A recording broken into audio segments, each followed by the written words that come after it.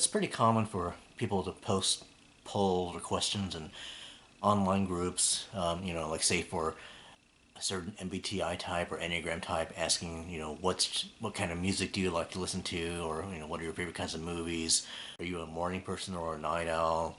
Are you a heavy sleeper or a light sleeper? Just basic questions like that. People ask them out of curiosity. They want to see if other people of that same group can relate to them, and I find them interesting. There's nothing wrong with that. But one thing that I've been realizing lately, and that I kind of wanted to point out, is like it's really easy for people to draw the wrong conclusions out of the results of those polls.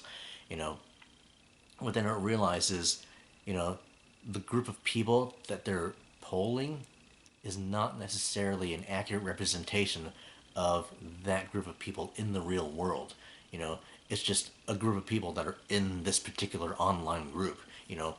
Like say for example, hypothetical example, you post a question in a Facebook group for residents of the town of Westview, New Jersey, asking what's your preferred method of communication with the city council: online, email, text, phone call, or in person.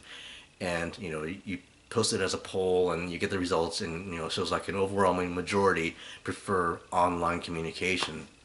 So you assume that the people of Westview, New Jersey generally prefer online communication. That's not necessarily the right conclusion to draw from that, because you're posting this in a Facebook group, and Facebook groups are more likely to attract people who prefer online communication. The types of people who prefer phone calls and in-person communication are not likely to be in a Facebook group. They're going to be out in the community meeting their neighbors. Or a more common example that I've encountered a lot in fact, is people in online Enneagram groups asking, what is your MBTI type? It's something a lot of people are curious about when they're talking about Enneagram types. They want to know, okay, well, what's your MBTI type? And an overwhelming majority of the results are INFP. And so people just kind of automatically assume, oh, most Enneagram 9s must be INFPs. Well, no. INFPs, or NF types, are more likely to be interested in Enneagram types, enough to join a Facebook group for Enneagram 9s. My experience as an ISTP type 9, it was hard for me to figure out that I'm a 9, and I lost interest in it several times, and, came back to it whenever I was bored enough, and somehow was lucky enough to encounter some online friends who were interested enough in helping me figure out my type. Most ISTPs or most ST types are not going to be interested in figuring out their MBTI type, much less their Enneagram type.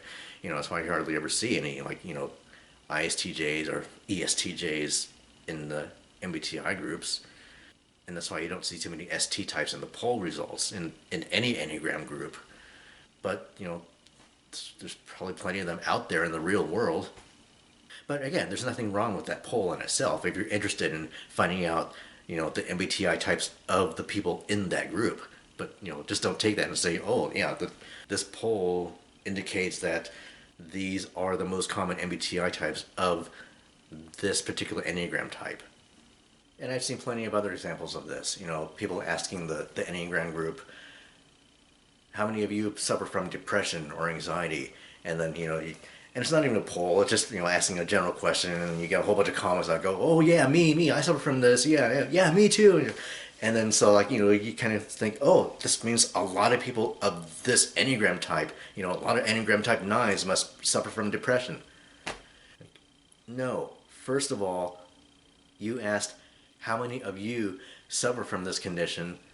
Well, how do you think the people who don't suffer from depression are going to respond to that? They're not.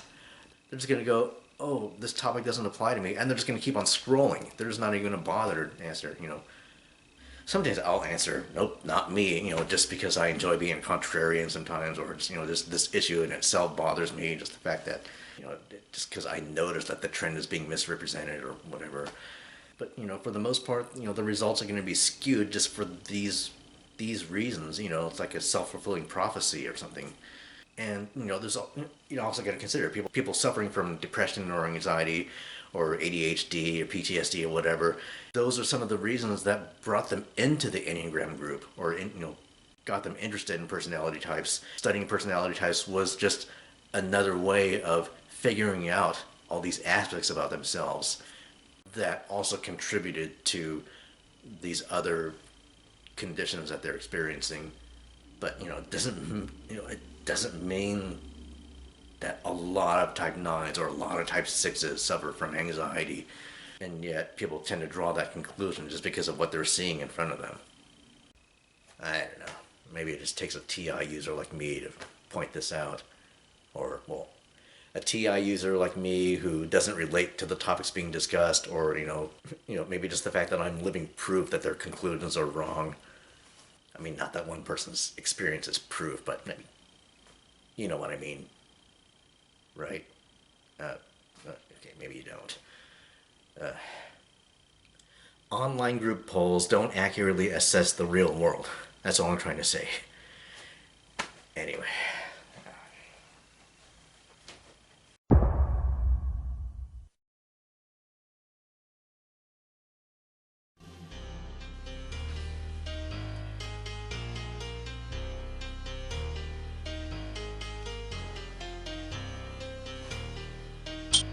This has been some...